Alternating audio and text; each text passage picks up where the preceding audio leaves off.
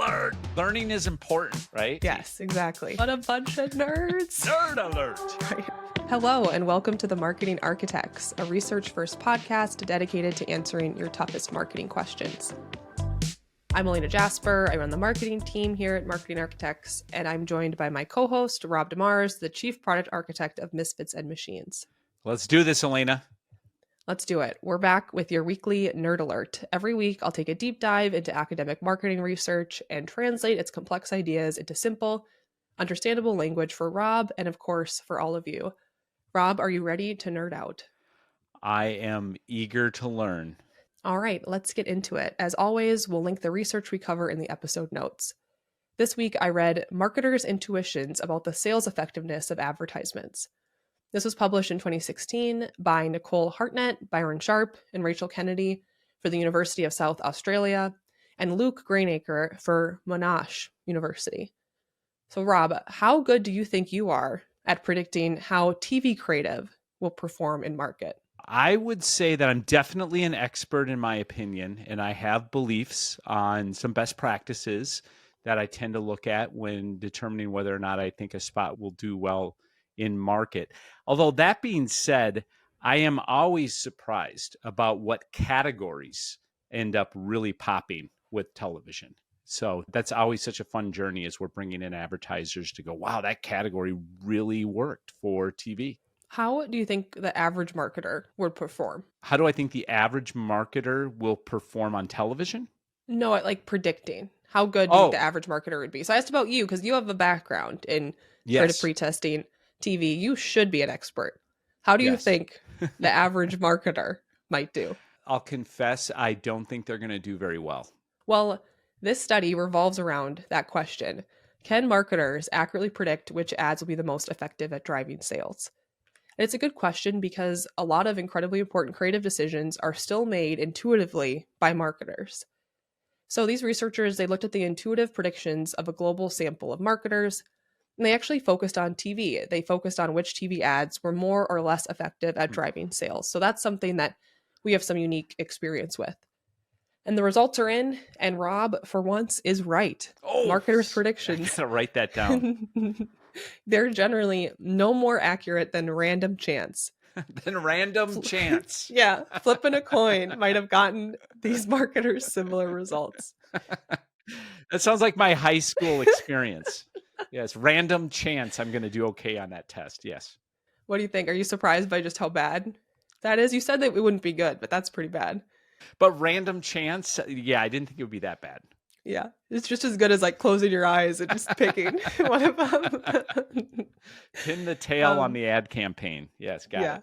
I know we're laughing, but we are marketers, so we're part of the problem. All right, so let's talk about the study itself and how they created it. The researchers, they had marketers watch pairs of TV advertisements, and they had to judge which one in the pair was more sales effective.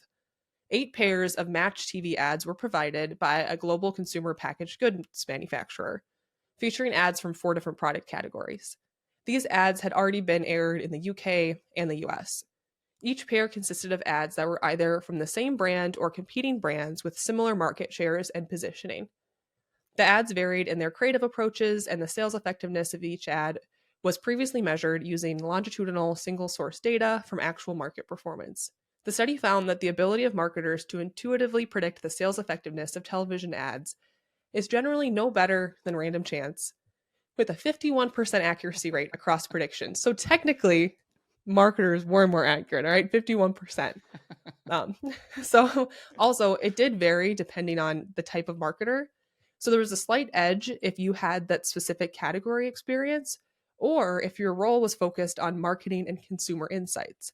Those marketers performed marginally better than their peers. The study also explored the decision-making process itself, contrasting intuitive and analytical approaches. Intuition, while fast and often used, is not always the best method, especially in ad selection. Intuition is less reliable in complex conditions where uncontrollable factors influence outcomes. The research breaks down an interesting part of cognitive theory called cognitive continuum theory. And this holds that decision-making falls along a continuum from pure intuition to pure analysis. The environment in which decisions are made can significantly affect this balance. So in advertising, the rapid interpretation of creative content often pushes professionals towards intuitive decision making, even though we'd often be far more effective leading on empirical decision making. Also, intuition is especially ineffective in advertising decisions because environments are often, and this is what they called it, they said environments are often wicked. And I know that sounds bad, and it is kind of bad, but it's not as bad as you think. Wicked just means that the feedback is often delayed and ambiguous. So, like in TV, you put out a TV ad, and it's not always easy even to tell after it's in market how it did. So, TV is pretty wicked, apparently. So this result, it's a pretty big deal because there's a massive financial stake in getting creative predictions right. And now for our Rob GPT, I also asked for a metaphor, same as I did last week for this one. Imagine if choosing the right advertisement to boost sales were like trying to pick the winning horse in a race without knowing anything about the horse's past performances. This study reveals that marketers, even those with a lot of experience, are often no better at selecting high-performing ads than someone making a random guess. Despite relying on intuition, their guesses on which TV ads would sell more were correct only about half the time, underscoring the need for more evidence-based approaches to improve advertising decision-making. Okay, Rob, that was a short one, but I thought you'd like it. I can't get over this one, Elena. I mean, I'm thinking CMOs are the most fired person in the C-suite, and now it makes sense. Like, could you imagine if a CFO was as accurate as random chance? Like, like what other profession is it okay to be as good as random chance? Imagine if you were a doctor. I was about to say a doctor. Like, yeah. I'm right half the time. Like, wow, that is a crazy statistic. I had no idea it was actually that bad. Well, and it's difficult because I've heard a lot of marketers lament that you'll come in and you hire a CMO. The CMO makes a recommendation and there's so much pushback to marketing. But then you look at something like this and you think, well, if you don't have empirical data to back up your decisions, should I trust you at all? Like, how am I supposed to know? And that makes sense that, I don't know, maybe a CMO that specializes in your category. I liked that it makes sense that CMOs or marketers that spend more time with consumer insights are going to be better at predicting because that's kind of an empirical sort of field, right? So if you're used to doing that, you're better at like understanding the data and like. Well, when you can be replaced by a magic 8-ball, that's a tough gig.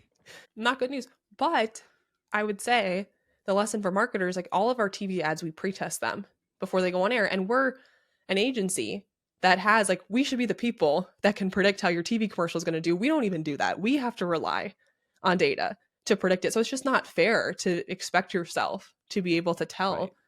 Like, and I think about AI and like more stuff you can do there. Like more marketers are going to be able to like quote unquote pretest ads and messaging. And like, I think that's going to be a great thing because clearly on our own, it's just not going to be easy to figure out what works. And again, I'm stereotyping here, but I think marketers sometimes have trouble being humble. And when you have to surrender to the data and make decisions on the data versus what you believe in your gut, that can be humbling. I think that we all have to, marketing architects, we've always signed up that data is ultimately going to judge whether or not something is truly great and not just our intuition. There was a Monday morning memo from Roy Williams, like his newsletter the other day. And Wizard of Ads. Yes, Wizard of Ads. And his the through line throughout it was the fact that he believes great marketers, they don't just use creativity, they use strategy. So like creativity on its own, you can be the most creative person in the world, but if it's not rooted in strategy, it's not going to help you. And that makes me think about, there's been a lot of TV ads that are very creative, but if they're not based in data, if they're not based in strategy, like creativity is only going to get you so far. It's only going to get you an award show, but it may not get you the business next year. Well, if you want to go to Cannes for 1 year, that's true, then you'd be fine. That's it for this episode of The Marketing Architects. We'd like to thank Ayana Klaphocky for producing the show and Taylor De Los Reyes for editing. You can connect with us on LinkedIn, and if you find the show valuable, please leave us a rating and review. And if you'd like to hear more from us, subscribe to our weekly email newsletter. It's built for marketers seeking research-first analysis of the latest trends. You can go to marketingarchitects.com/newsletter to subscribe. Now go forth and build great marketing. That was quite a statistic. I mean, how funny is that? Like, you are as good as random chance. Like, that is actually hilarious. You know what's messed up too? When I read that, I'm like, well, not me, obviously. Like,